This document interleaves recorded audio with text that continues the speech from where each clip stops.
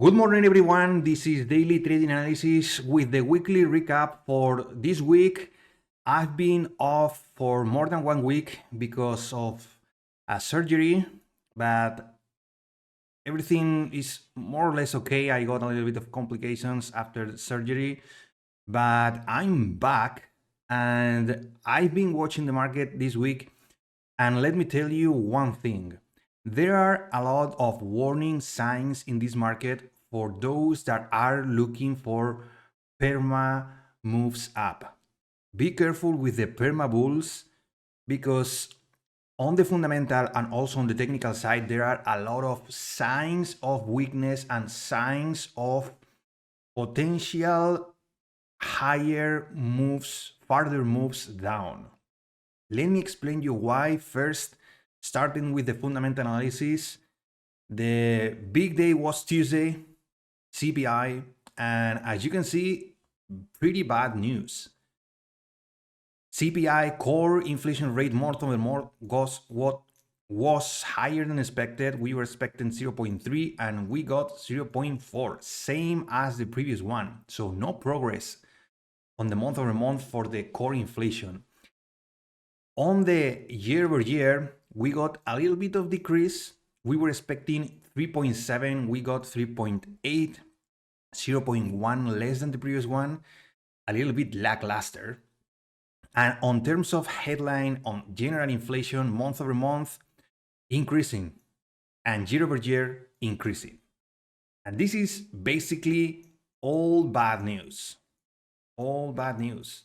No matter what, CPI is key data, and when it comes higher than expected and not meeting the expectations on their progress to the downside, certainly at some point is going to cause a lot of issues to the downside.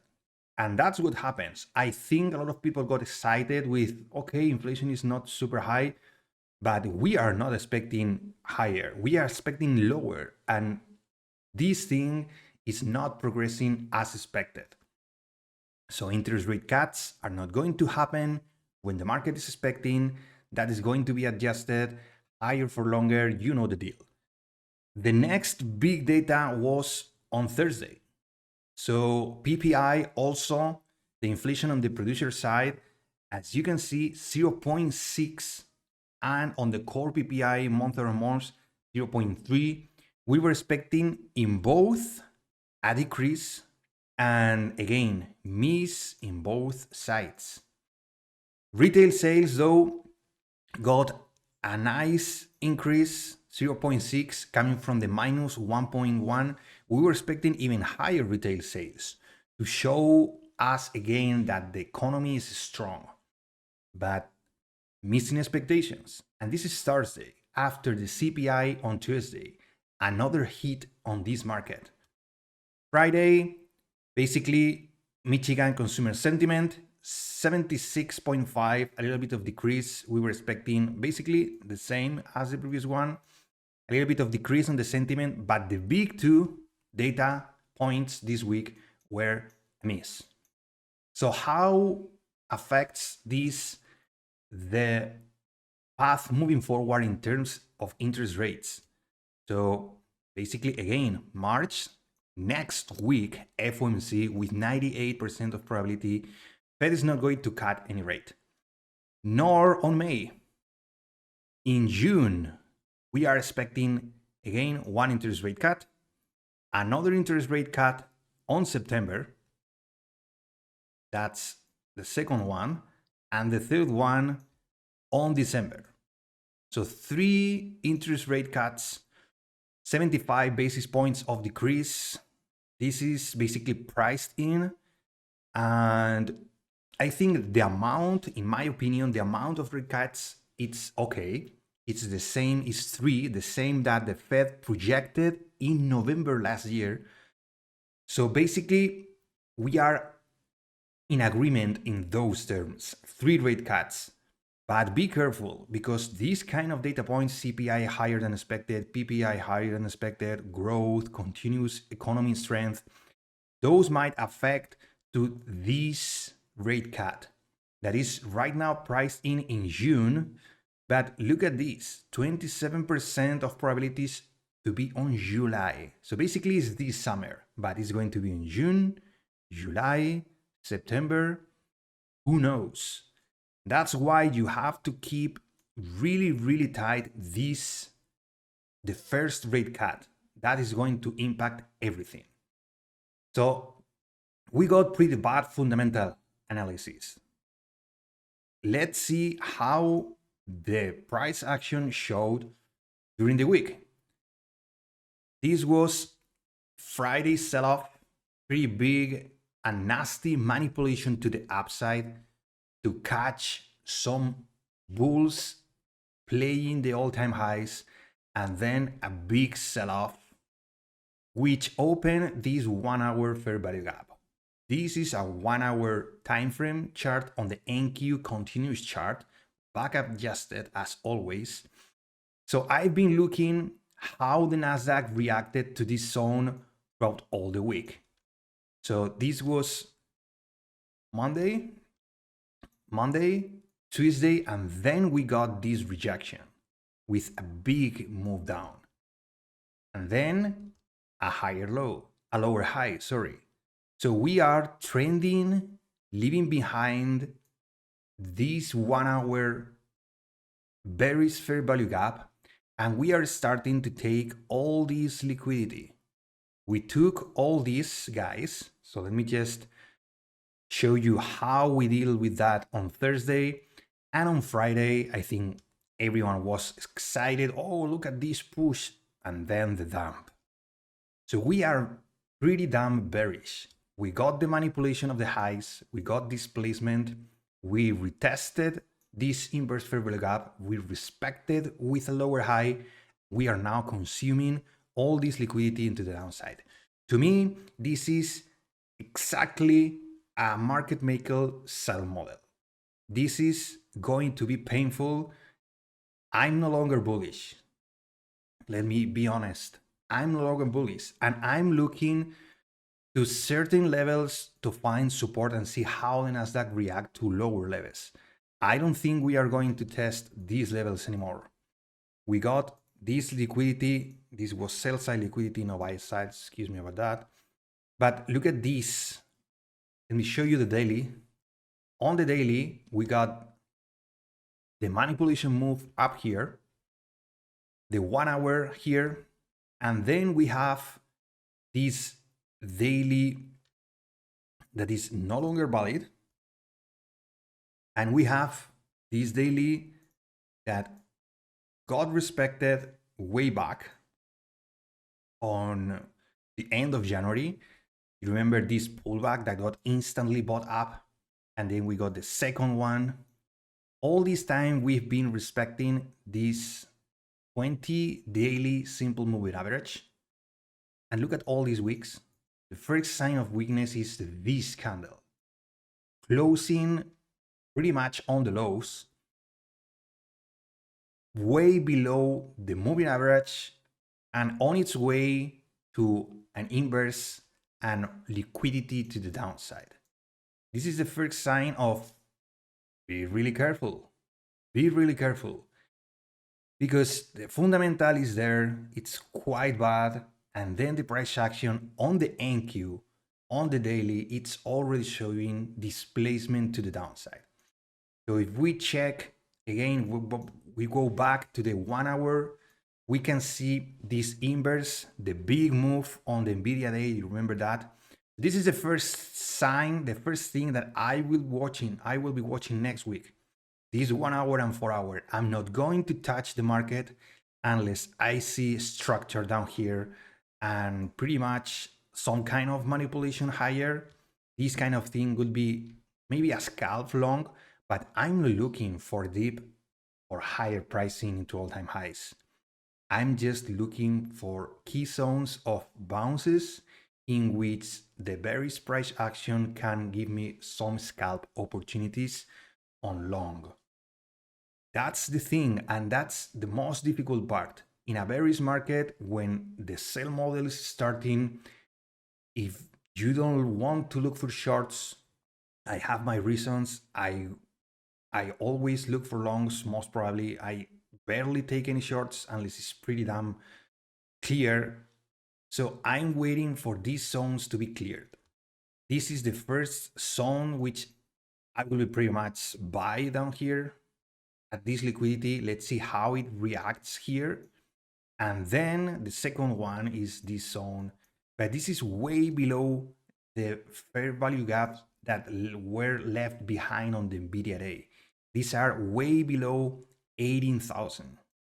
So pretty psychological week next week, and it's looking pretty bullish. The key to understand is where is going to find some kind of buyers, long-term buyers. I don't think investors are going to pull the trigger right here, right now. I have more signs of be careful, of warning signs. Apple is pretty much being destroyed. You know the deal. It's been lagging behind on the AI hype. So it's been punished. And Apple is basically, let me just do a, since the first bounce and the second, pretty much from here to here, it was 8%. And this structure is not super bullish. It's just being pushed back down. Below 180, we knew that there were a lot of gamma on the options chains willing to push even down. We never touch 166, that is this, but Apple is certainly dragging down the index and putting this bearish sentiment overall. Microsoft, on the other hand, it's still pretty down bullish long term, but we already have this move on the all-time highs, and then this second move finishing minus 2% on Friday. I don't know. I will be watching this gap pretty close, because if we go through this gap and start going below 400, a lot of pain might come. And we are talking about Apple and Microsoft. Don't get me wrong. Those are pretty damn huge market gaps that will affect the index pretty bad. Tesla, it's continuing its weakness. Tesla has its own catalysts. It's been punished for a lot of things. And it's just, in my opinion, for me, it's out of the equation for the Nasdaq for now. Amazon, consolidation up here. I think this looks like a lot of distribution up here. A lot of big investors. Jeff Bezos is just selling tons of shares up here. So be really careful with the 20, the purple line. Google, another AI play. Big push, and now minus 1.50 on Friday. Again, Friday was quite telling on the sentiment. A lot of people taking profits, bearish signals, and this is the one and all, NVIDIA. After this huge squeeze, I think the target was 1,000. We never reached 1,000. Since then, we've been just coiling, and I don't think this is going to happen anymore. I think this is just the same kind of structure on the Nasdaq. Once we start cleaning these lows, shorts start piling in, and this gap is going to be pretty damn important. But NVIDIA is special because next week is going to report earnings, and that is going to affect everything. If NVIDIA meets their expectations again, huge expectations on growth and revenue, everything can happen. Anything can happen.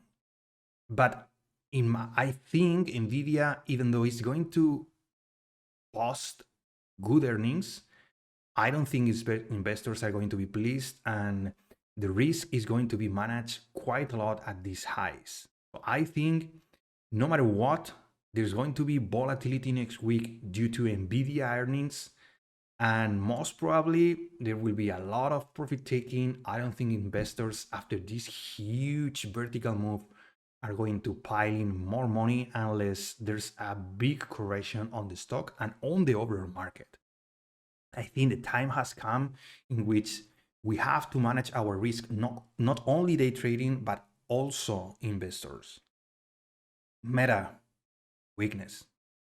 This is the typical age into more weakness. So actually there's a gap. No, there's not a gap.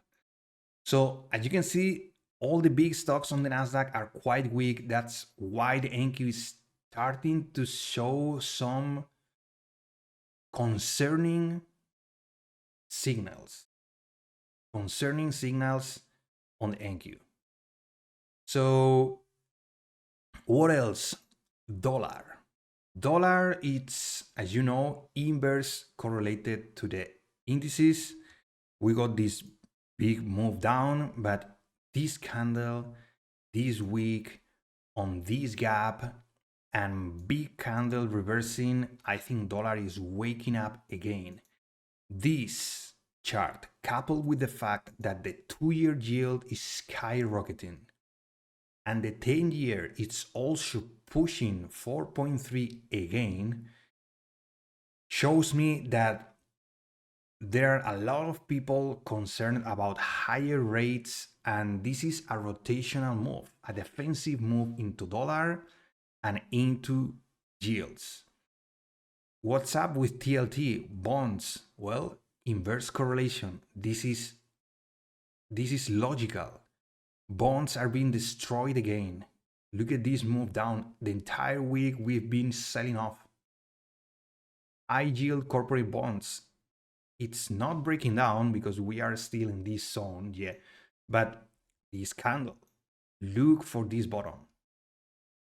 And the Russell, the matter of all breadth activity, it's also showing that we took liquidity here, we never touched this up here. That was quite disappointing. If we were to just do this, I would be pretty damn clear that I would be shorting everything on the small cap side. But this is also telling you that we are quite weak, even on the infamous small caps and mid caps on the Russell 2000 that were showing so much breadth. That being said, let's see how RSP, the equal weighted ETF on the S&P 500, reacted on Friday. Thursday sell-off, Friday a little bit of push, but it's certainly showing exhaustion. And exhaustion is basically when shorts pile in. This is the percent of stocks above the 200-day moving average. We topped here with this huge run, and then we started coiling. And be careful with this move. I don't think we are going to push 68. We lost 7% of stocks about the 200. This is the 200, quite long-term moving average. If we look closely to lower time frames for the 50-day, this is the chart of the percent of stocks above the 50-day moving average and the 20-day moving average, you can certainly see the short-term move and volatility to the downside. On the 20-day, a lot of stocks were beaten down on this week. And on the 50-day, also, a lot of stocks are losing that 50-day. We've lost basically in 1 week 12%. Let me just 10% of stocks below the 50.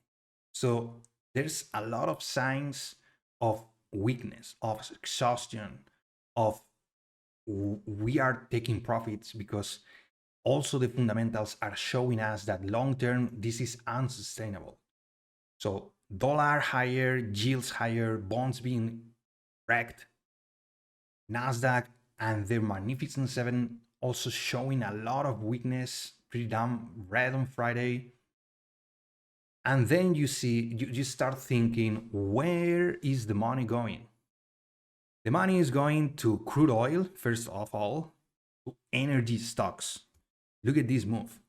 I've been watching all these rejections at 80 throughout months. I'm not playing crude oil, but after this chopping here, look at this move.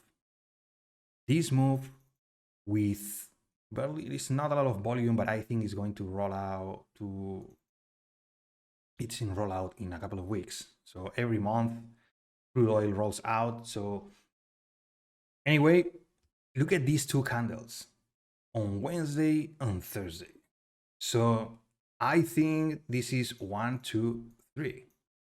We are going to most probably the zone around 84, 50, 84. Let me tell you, crude oil is pretty damn bullish. What else? Copper.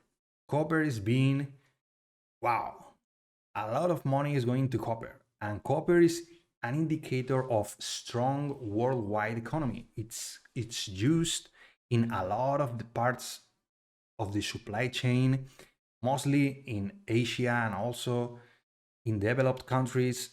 So copper being bullish is good for the overall market, but in this case, there's a lot of money piled in. From where is this money coming from? I think it's from tech and bios and all these small caps, basically stocks. Silver, the same thing. From this bottom, we are seeing bullish price action from the bottom. So Bitcoin is just being ultra exhausted from 73,000 in 2 days to 67,000 with a dip in 65,000. Bitcoin is wild. I'm not going to cover this, but Bitcoin has its own thing. But copper, silver, gold being also piling. Look at this. It's again after, come on, after this rejection, we are again squeezing all these shorts. Again squeezing. So how can we understand all these markets? Metals, gold, copper, silver, and energy, crude oil, are being so bullish that basically there's a rotation move, big money move into these markets from tech and small caps and indices, equities. So if you are trading stocks, be really careful, because there's a lot of signs also on the fundamental that never happened during all this bull run. Maybe it will come in a couple of days, not next week, but the after week. But I think this is a switch in the market. I've seen a switch in the market, in the price action, in the sentiment overall. And basically what I'll be watching on the 4-hour, it's just, I want the Nasdaq to show me how it's going to trade this zone. This zone is super critical to me. If we can basically just continue selling off and try to find opportunities in this liquidity, I will be more than happy to take some long scalps down here. But in summary, I'm not bullish anymore midterm. I will be looking for longs as always, but long scalps. I don't think this is a market that until now you can buy every dip, but be really careful right now with buying the dip mentality, because there are signs everywhere that the market has changed. There are other markets which are inverse to the equities that are being so bullish that I think money is basically being put in those markets, and the equities and the big tech companies are going to be left behind for now. This is my analysis, my understanding. Feel free to just put in the comments down below what are your understanding, and overall be really careful. Next week, FOMC, Nvidia, there's a lot of data coming up next week, and price action is not really good for bulls. So as always, thank you for your time. If you found this video useful, please give it a like, subscribe to the channel. I upload videos like this one every single week as weekly recaps on Saturdays. covering the entire week on fundamentals and also technical analysis and divergences and correlations in other markets. That's the most interesting thing I think these videos have in there. So thank you for your time as always. Remember that discipline, patience, risk management are going to be key for your success. Stay safe, everyone. Have a nice weekend and see you on Monday.